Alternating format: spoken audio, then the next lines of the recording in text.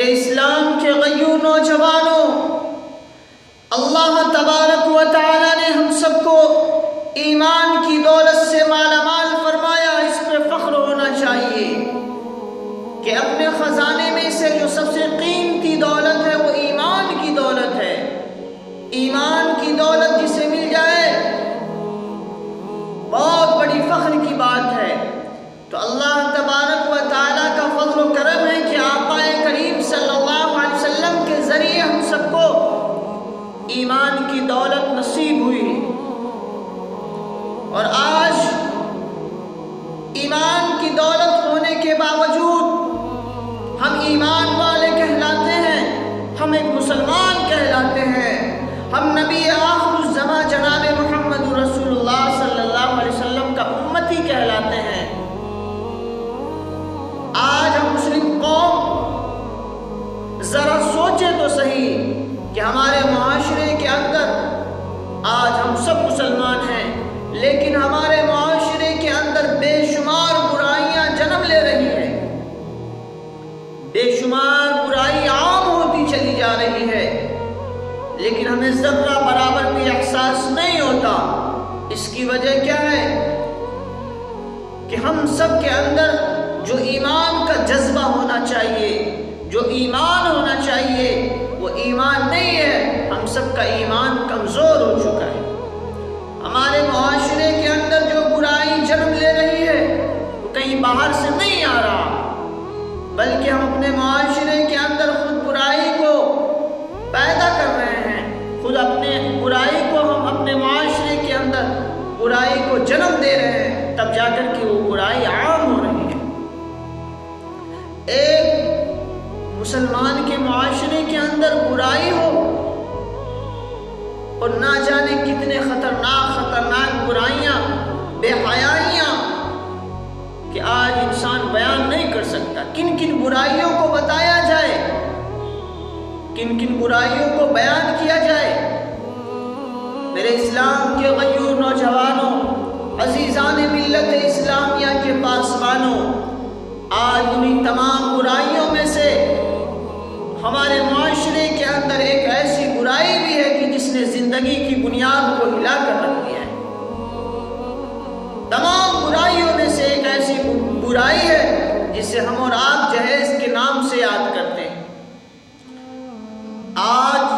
ہمارے معاشرے کے اندر جہیز جیسی منحوس رسم و رواج ایسی عام ہوتی چلی جا رہی ہے کہ جس نے انسانی زندگی کی بنیاد کو ہلا کر رکھ دیا ہے،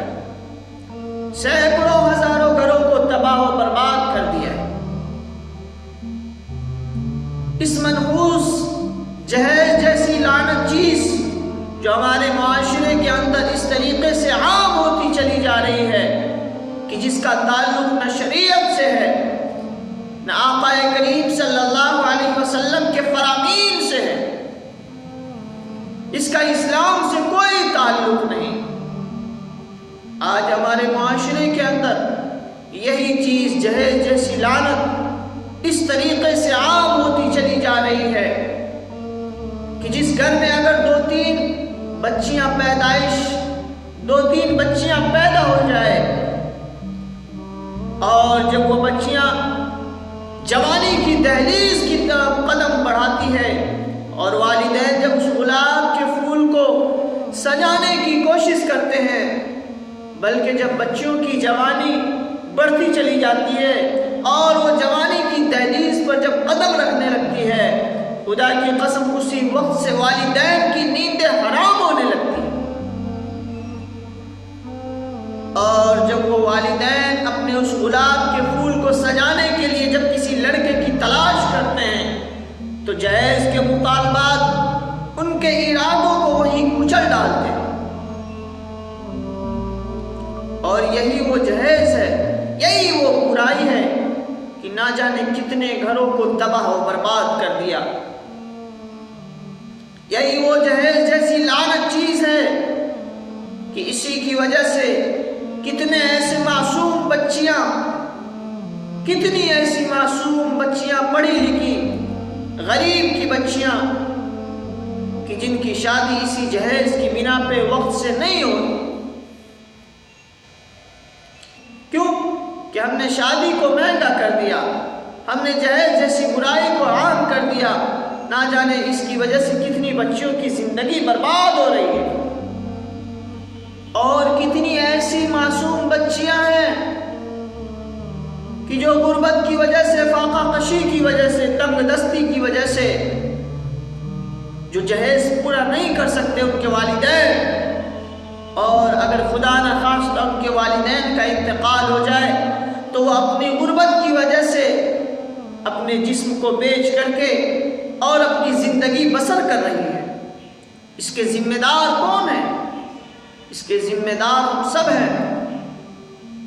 اگر ہم اس برائی کو اپنے معاشرے کے اندر سے، اپنے سماج اور کلچر کے اندر سے دور نہیں کریں گے، خدا کی قسم ہماری قوم اسی طریقے سے اور ہمارے مسلم قوم کی بچیاں اسی طریقے سے مرتد ہوتی رہے گی۔ کیوں؟ کہ غربت اور تنگ دستی کی وجہ سے ان کی شادی وقت سے نہیں ہوتی،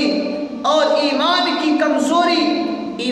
کمزوری کی وجہ سے کبھی کبھی غلط قدم بھی وہ اٹھا دیا کرتی ہے۔ دیکھیے آپ کتنی ایسی مسلم قوم کی بچیاں ہیں معصوم، جو پڑھی لکھی ہیں لیکن غربت کی وجہ سے، تنگ دستی کی وجہ سے ان کی شادی جب وقت سے نہیں ہوتی، کبھی ایسا ہوتا ہے کہ کوئی غیر مسلم نوجوان